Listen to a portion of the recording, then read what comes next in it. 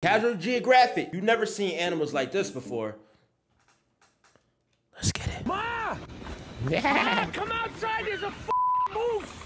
Or a buffalo or some shit, they're fighting! What is that? Why it built like that? It built like Flounder off SpongeBob. At least from the front. Oh my god. Do you know what this is? I bet you don't. Chances are, most of you have never seen this tree chonk before. I'll tell you in a second, but first, quick question. If you had to take a blind guess, how many species of mammals do you think are in the world? Think of all the ones you've seen in your entire life and try to imagine what number that would add up to. The answer? 6,495. And counting, and that's just the mammals. Add in animals in general, and we're talking millions. Which brings me to my next point. Armageddon? Armageddon. Illuminati from Madagascar. What the is that? Damn, that's from Madagascar. Something from the Bronx. Oh, that's super nasty. One of the is right there on 14th Street. This man is a wordsmith. Laugh at my man's all you want, but understand, if school doesn't teach it to you, and you don't see it in a zoo or on National Geographic, and it's not the animal of the week on Reddit, you'd have no way of knowing some animals even exist. Which is why I can personally guarantee that you haven't seen or heard of all 10 animals in this video. You might know 3 or 4, Animal Planet veterans might get 6 or 7, and hey, some of y'all might know 8 just from watching me long enough. But I promise you there's gonna be at least one animal I talk about that you've never heard of before. I put that on my hairline, and I wear this hat every video for a reason. So let's make a game out of it. If I show you something new, you lose, and you gotta comment what animal was the one to stump you. And for 90% of y'all, the game ends right here. Cause what do you think this is? Some kind of monkey? Maybe an obese lemur or an AI-generated sloth? You're not gonna believe this. It's a koala. Okay, not really, but koala is actually closer than anything else I said. This porky, dead-eyed struggle monkey is the bear xKaydV, and despite looking like nature made it on a deadline with spare parts, it's actually a marsupial. This thing that looks like a Madagascar understudy is more related to kangaroos, devils, and koalas. Like a freaking koala off some trend, off some steroids, bro. Off some performance enhancing drugs, bro.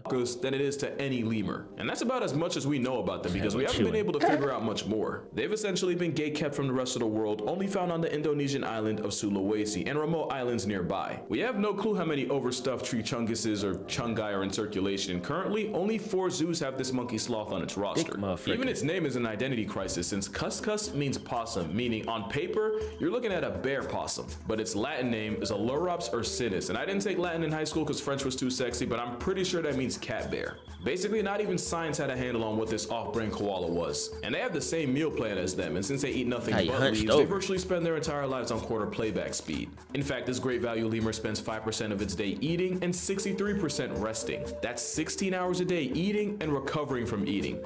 That is load management, and boy is this tree chonk a load. They'd probably be cute if their eyes didn't disturb the size of that, like imagine the turd that it shoot out of his butt, bro. I'm just thinking like it eats so much, 16 hours out the day. Imagine the piles and dumpster trucks of dookie that's coming out of his butthole, bro. That joint probably coming out like the chocolate ice cream off of Ryan's and Golden Corral. On a spiritual level, this is a xKaydV that has seen some shit. And clearly they never recovered since they're painfully shy and will even cover themselves with leaves if they see you first since they're terrified of humans and only live in the most isolated areas of the forest. Also, this is a Dalad bear xKaydV and they're a lot cuter, but it also looks like a wombat that got severely laced. But with them being highly rare tree-loving marsupial introverts, it makes sense that you've probably never seen them before. But the next animal is probably the biggest one you've never heard of. This animal has been called 6 dissimilarities, and it's because it honestly looks like a wildebeest, buffalo, bear, and friends all did a fusion dance and this was the outcome. This absolute unit is a takin, and they can stress the scales at up to 800 pounds of pure confusion. The takin is essentially a giga goat, with their closest relatives being the mountain goat and the chamois. And yes, the mountain goat isn't an actual goat because that makes sense. The Sichuan takin actually shares a range with the giant panda, and they use that nose to heat up air before it hits their lungs. That nose job of necessity also makes it look like a moose that got too cocky with a beehive, which is no joke how they were first described by scientists. I won't do this for every animal, but its Latin name, Budorcus taxicolor, means badger-colored cow-ox. Interesting. Takins also sweat oil that smells like burning rubber, and they use this. It's like moose. It's like if 2 mooses mated with each other and they was related. Like they was brother and sister, mom and son or something, daughter and dad. Oh, hell no. They're not known menaces, but they do have their moments. In 2007, a Talkin broke into a man's house and injured him and 8 other people, one of them a pregnant woman. And in 2018, during a routine visit from the vet, a Talkin decided he wasn't having it anymore, busting out his enclosure doors and wandering the zoo for an hour, injuring 2 workers in the process. Basically, he's not a killer, but don't push him. Same thing with the next animal on this list, which might be the second biggest creature you've never heard of, because a tapir is endowed in more ways than one. But we'll get to that, guidelines willing. It's a giant plus-size river pig that's actually closer to horses, rhinos, and wild asses. Oh, and donkeys too. They're also the national animal of Belize. Shout out to Belize if y'all out there. There's 4 types of tapirs, and the Malaysian one might just strike a nostalgia nerve if you ever played Pokemon. Low-key look like Drowsy was actually based on the travel-sized Oreo elephants of Asia. According to mythology, this tapir was associated with the Japanese Baku, and the Baku were said to feed on the dreams of people, especially nightmares. The IRL tapirs are pretty chill for what they are, even though they can get into the neighborhood of 700 pounds. But they have the dental facilities to bite clean through your arm, so they're definitely one of those F around and find out animals. One family found out when a tapir nearly ripped a 2-year-old in half during a supervised visit in a Dublin zoo. But for the most part, this boneless river. Why would you even put, like, even if I didn't know how dangerous this animal was, I could just look at how hideous this thing. I already know it's going to be a danger to somebody. If it's looking like that, I don't know what type of chaos and destruction it's going to cause or inflict on somebody. So the last thing I'm going to be doing is having my kid around this tapir. The only tapir I'm going to have is me in a barber chair getting one. The frick? It was just a flaccid-faced, gentle giant that I kind of wish the world was more aware of. I mean, just look at the teeth on this little guy.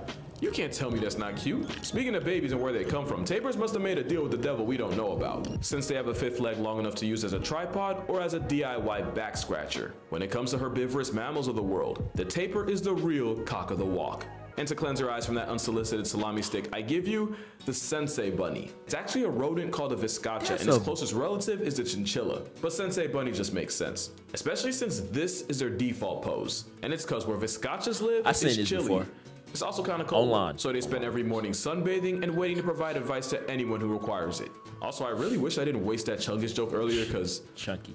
Come on, it's right there. And the reason they look like a vertically cheated but horizontally defeated obese wallaby is because, like the chinchilla, the viscacha has some of the densest fur on the planet. Also, I'll be honest, I knew about the viscacha. I did not know they could move like that. That's an actual sleeper build. No, like literally, they look like they were built to sleep when they're not passing judgment. Like a mix of an cat animal whose natural predator is a P-test. Brother is faded. And a rabbit. But yeah, that's a viscacha. And by the way, if you didn't lose the game already, this next animal almost guarantees you will. Because yeah, there is an animal in this picture, and it's possibly the cutest thing most people know nothing about. And that's because not only is this animal nocturnal and lives in the Amazon equivalent of a penthouse, during the day, it's sleeping in the silk cotton tree camouflaged as a seed pod fiber. And that's how the silky anteater got its name. Because when your biggest ops are eagles with some of the best vision on earth, that is the best you can do. Like the rest of the anteater family, they have claws. And unlike their cousin the sloth, they actually know how to use them. A sleeping silky will nap with its 4 legs and claws right next to its face.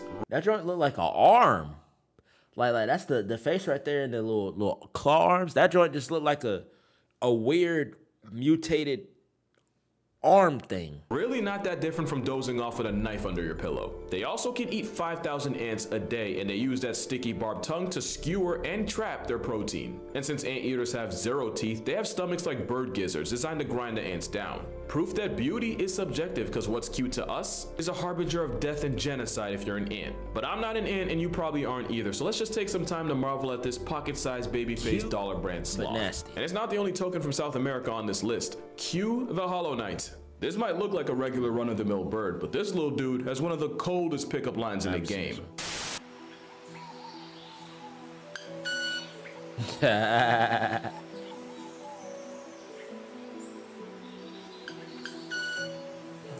I think birds have an interesting way of having mating calls, bro.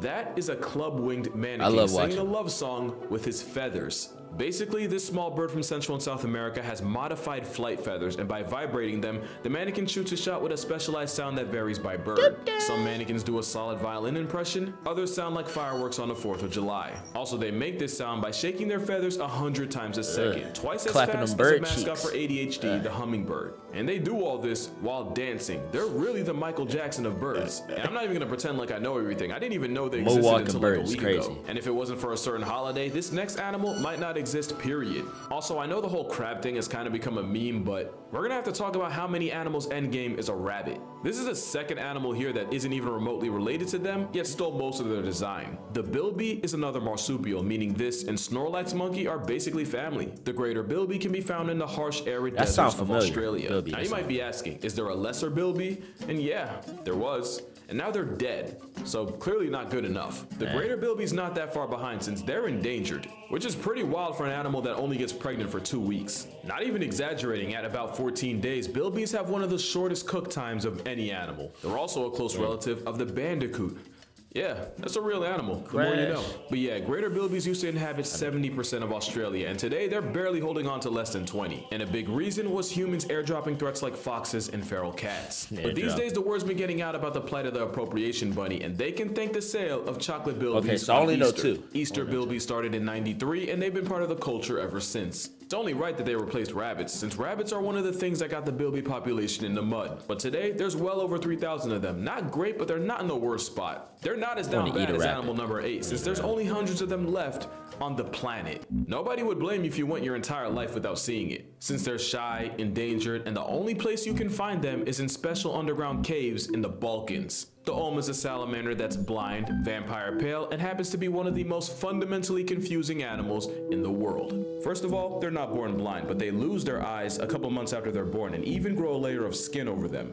Yet they can still detect and avoid light. The Olm can go a whole decade without food by storing important nutrients in their liver. Wait, he said decade? Avoid light. The Olm can go a whole decade without food by storing important nutrients in their liver. 10 days? When you talk about animals, 10 days. We're gonna cut that part out. You dumb nigga. That live the longest, you're looking at relatively bigger creatures like elephants, whales, and tortoises. This tiny blind salamander has a lifespan more comparable to us at about 70 years, and scientists believe they can max out at well over a century. For reference, there might be an Olm salamander right now that was alive when World War I popped off. A reason for this is, unlike Archduke Ferdinand, the Olm has 0 enemies. There was even one Olm on record that straight up didn't move for a whole 7 years. The mannequin challenge was in 2016. Bro just never stopped playing. Olms don't be rushing for anybody, which is why they wait once a decade to get laid. Yeah, they only breed about once every 12 years, which is probably why there's only an estimated 400 in stock. They done protected their peace so much that their whole community finna rest in it. And for animal number 9, you're gonna have to hear me out. Hyenas aren't unknown at all, but out of the 4 species of them, the brown hyena is by far the rarest and least talked about, which sucks because they're actually one of my favorite predators in Africa because I love me an underdog. They're not really great hunters and will also get checked by lions and even their own spotted cousins.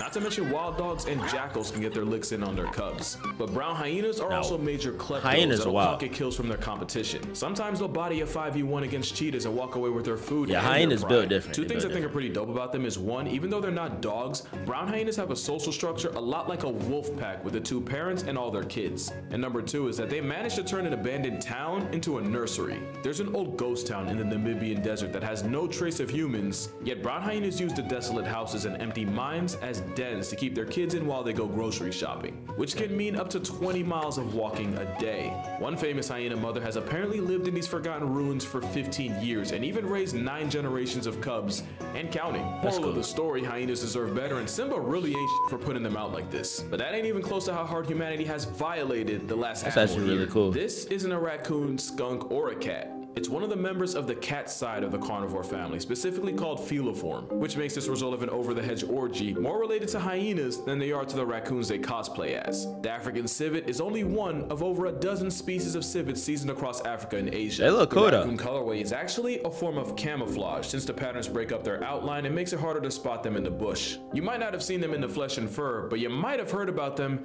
especially if you drink coffee, because the world's most expensive and gate-kept coffee, Kopi Luwak, is made from the coffee beans found in the poop of the Asian palm civet. How they literally put 2 and 2 together to come up with that, I don't want to know. And of course, this demand could lead to civets being captured, caged, and force-fed coffee beans in order to supply. Full disclosure, I don't drink coffee, so I really wouldn't know, but there's no way it can be worth it. And it's not even the only civet to get its brown eye exploited by people. That was a wild sentence. African civets produce a musk, this white, nasty smelling stuff that scientists like to call civet butter. Civets use it to mark their territory, but somehow people figured out they can use its butt glands for perfume, specifically Chanel No. 5.